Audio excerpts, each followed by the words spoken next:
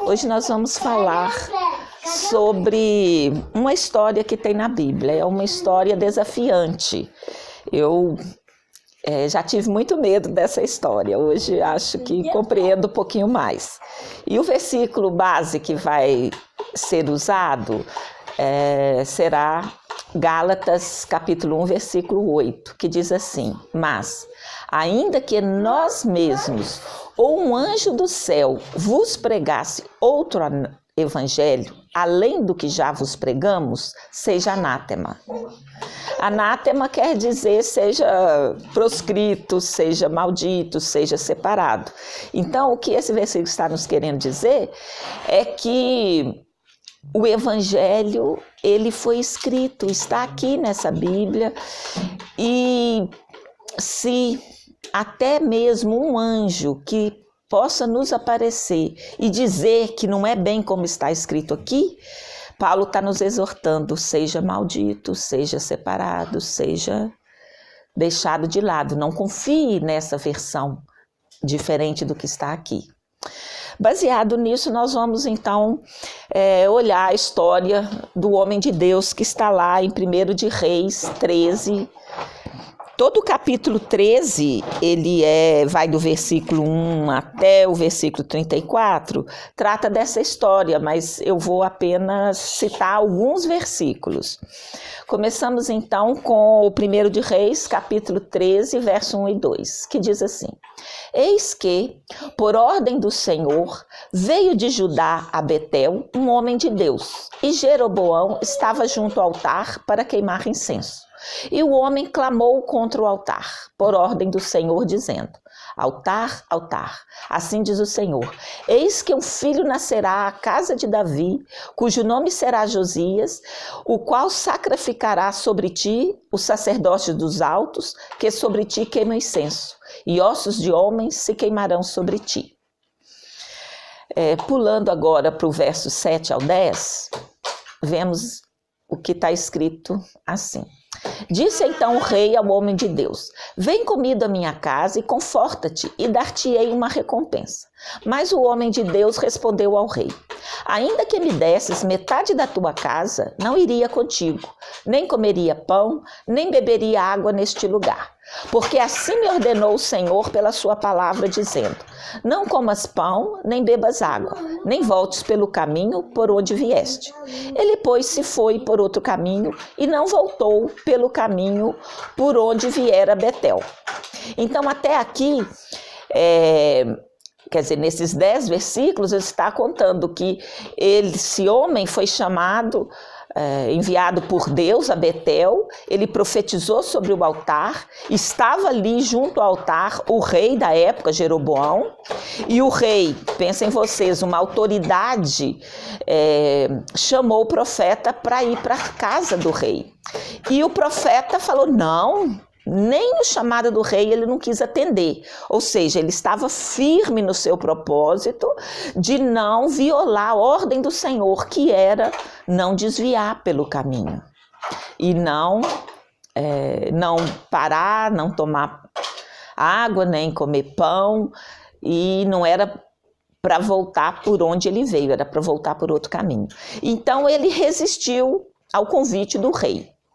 Vamos continuar a história. A partir do verso 11 já está assim: ora, morava em Betel um velho profeta. E no verso 15 a 22, nós vamos ver o que esse profeta fez. Esse velho, não aquele que clamou sobre o altar, um outro profeta. Então lhe disse, ou seja, esse outro profeta aproximou-se do jovem profeta que havia profetizado que o altar seria no futuro profanado pelo rei Josias.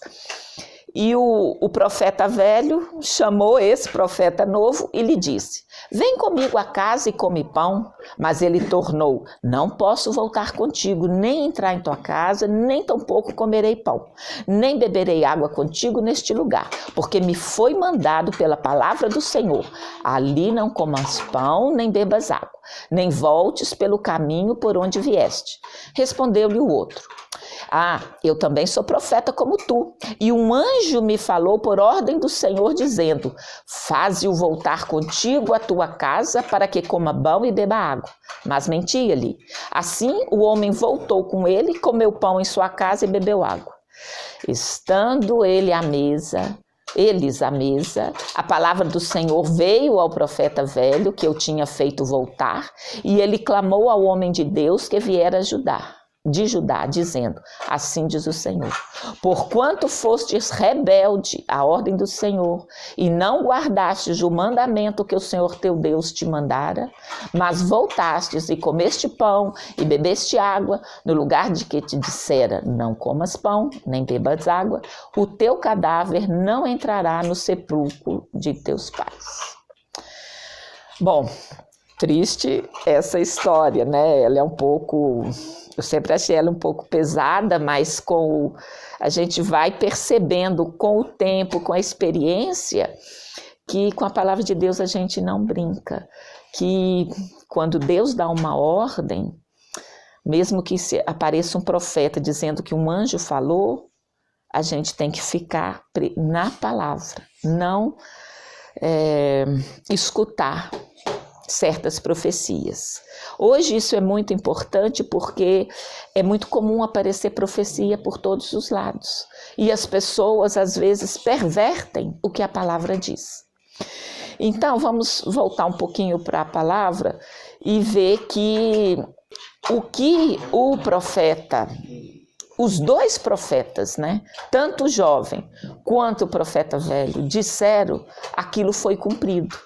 Então vamos ver lá, em 1 de Reis 13, 24 diz: este, pois, se foi, então o profeta jovem, e um leão o encontrou no caminho e o matou. O seu cadáver ficou estendido no caminho, e o jumento estava parado junto a ele, e também o leão estava junto ao cadáver.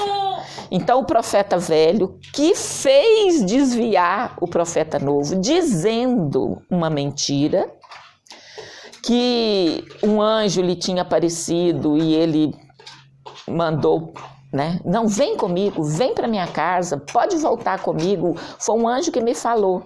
Ele confiou na palavra deste profeta, confiou que ele tinha recebido uma revelação do anjo, mas isso não era verdade. E ele acabou acompanhando o profeta velho. E o profeta velho falou: olha, você não obedeceu o que o Senhor lhe disse, então o seu cadáver não entrará no sepulcro de teus pais. Isso nós vimos no verso 22 e no 24 está dizendo, essa profecia se cumpriu quando um leão o matou.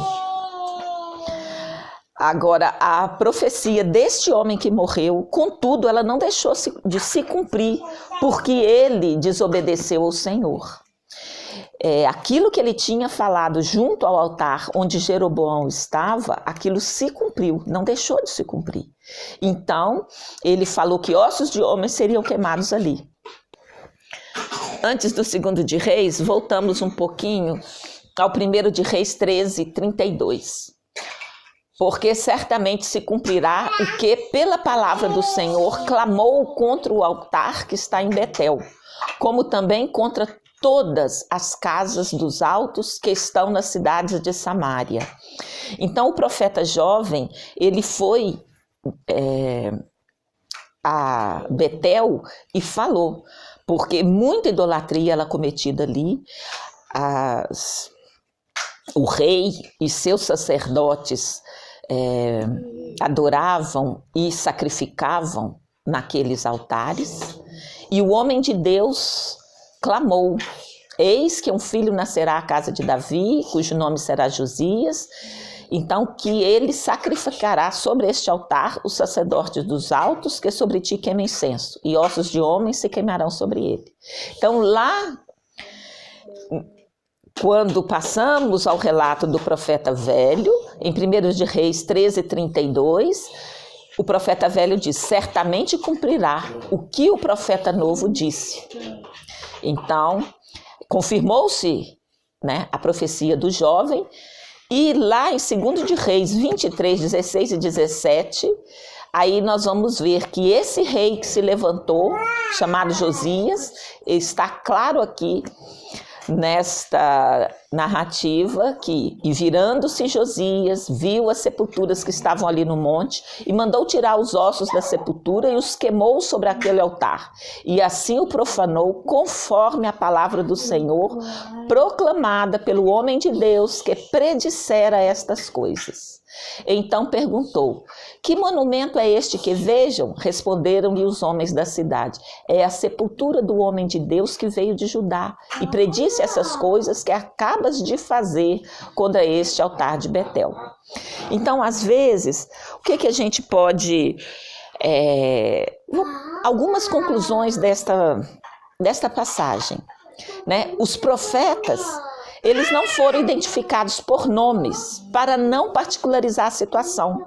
Eu creio que serve isso para todos nós. Ele não está falando, tanto o profeta o jovem que foi a Betel, que profetizou que o altar seria profanado, quanto o velho que profetizou que ele seria morto porque ele não obedeceu. Nenhum dos dois recebeu um nome. Eu imagino, acredito, que é para não ficar específico essa história. É para que ela possa servir para nós. Por quê? Porque o que Deus falou não mude o homem.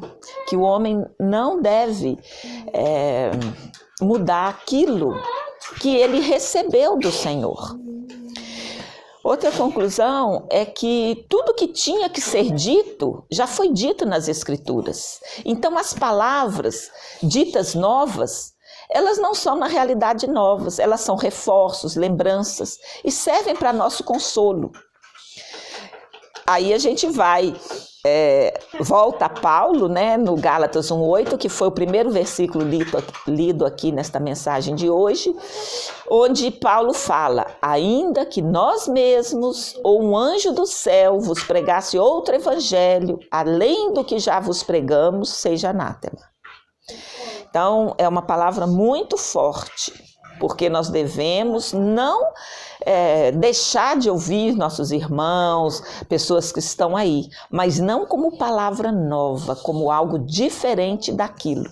Se for para ratificar, esclarecer, consolar aquilo que já está escrito na palavra, devemos aceitar. Mas nenhuma doutrina nova e diferente do que está na palavra, devemos ter muito cuidado, muito zelo. Porque esse caso é explícito, né? Um profeta apareceu, falou: pode voltar, vem para minha casa, come comigo, dorme comigo, porque um anjo me falou. E não era verdade. Ele estava provando o profeta novo e ele acabou perdendo a vida. Então, mas perder a vida não significa que a palavra dele não foi palavra do Senhor. Então, muitas vezes, a gente julga pessoas que caíram e muitas vezes a gente invalida a palavra de algum profeta porque ele desviou. Sim, ele pode ter desviado, mas a palavra que ele disse, se foi palavra do Senhor, ela vai se cumprir. Aqui nós vemos neste caso. Esse profeta, ele vacilou, ele seguiu, né, o chamado do outro profeta quando disse que um anjo havia lhe dito, mas a palavra inicial que ele pregou, essa se cumpriu, era a palavra de Deus. Então é possível a gente ter uma palavra profética, uma palavra verdadeira, emitida por um homem que se desviou. Então precisamos de prestar bastante atenção. E qual é a nossa medida? É se estar de acordo com a palavra, se o Espírito Santo, né, dá aquela segurança de que é palavra de Deus. Então, à medida que a gente caminha com o Senhor, a gente vai ficando confiante, vai sabendo quem Ele é, vai sabendo que Ele é um Deus de amor, que Ele excede todo entendimento, que é um Deus justo. Então a gente não precisa de ter medo das passagens, a gente não precisa de ficar assim temerosa. Eu não entendi essa passagem. Mas o que o Senhor mostra é que o quê? Uma palavra profética, ela vem de um profeta, ainda que esse profeta posteriormente possa cair. E quem vai regular o acerto da palavra é o Espírito Santo em nós e a própria palavra. Então, a confiança que a gente tem, ela procede do conhecimento de Deus, que nós podemos obter através do nosso relacionamento com Ele, através da palavra que está na Bíblia, da oração, do louvor, da nossa comunhão, da adoração, do orar em línguas e tudo aquilo que o Senhor dispuser à nossa mão.